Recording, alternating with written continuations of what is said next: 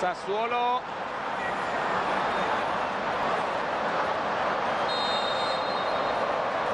Carlos Bacca,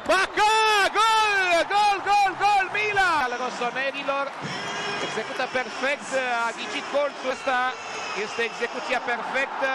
Berardi, șut periculos, gol!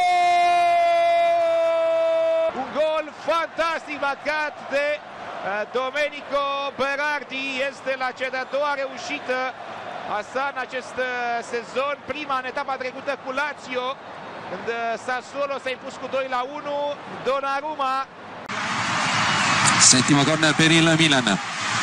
Comincia il 41esimo minuto del secondo tempo, 6-2 i corner, ma è 1-1 il punteggio. Arriva il pallone forte in mezzo, colpo di testa, il gol di Luis Adriano. A 4 minuti dalla fine il Milan torna avanti, Luis Adriano su azione da calcio d'angolo.